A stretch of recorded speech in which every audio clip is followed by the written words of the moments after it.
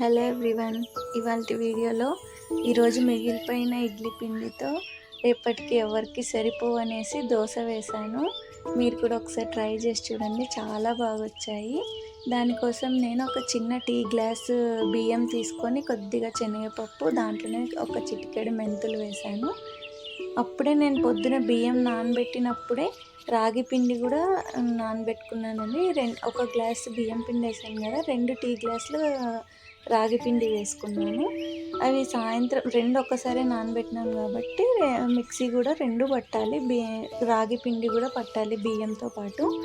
దాని తర్వాత మనం ఇడ్లీ పిండి ఉంటుంది కదండి ముందు రోజుది, ఆ ఇడ్లీ పిండి కూడా మళ్ళీ ఒకసారి మెత్తగా మిక్సీ పట్టాలి. ఎందుకంటే ఇడ్లీ రవ్వ అనేది కొంచెం రవ్వ రవ్వ ఉంటుంది కాబట్టి అది బాగా మిక్సీ పడితే అది కూడా మెత్తగా అయిపోతుంది, మనకు దోశకి మంచిగా అనిపిస్తుంది అన్నమాట. అందుకని ముందుగానే అన్నీ మిక్సీ పట్టి పెట్టుకున్నాను. ఇట్లా దీంట్లోకి నేను చిట్లం పొడి చేశానండి, అది కూడా వీడియో అప్లోడ్ చేస్తాను. చిట్లం పొడి అంటే మనకి ఇప్పుడు కారం పొడి, ఇప్పుడు మనకు బయట కారం దోశ ఎలా ఉంటుందో సేమ్ అలాగే వస్తుంది ఫ్లేవర్ కూడా. ఆ కారం పొడి ఇంకా కారం మనం పూసిన ఎర్రకారం ఉంటుంది కదా, అది కూడా నేను వీడియో అప్లోడ్ చేశాను.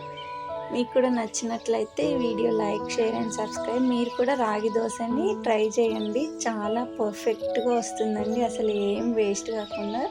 చూసారా ఎంత బాగా కాలిందో, సేమ్ మనకు బయట దొరికే దోశ ఎలా ఉంటుందో అలాగే ఉంటుంది ఫ్లేవర్ కూడా.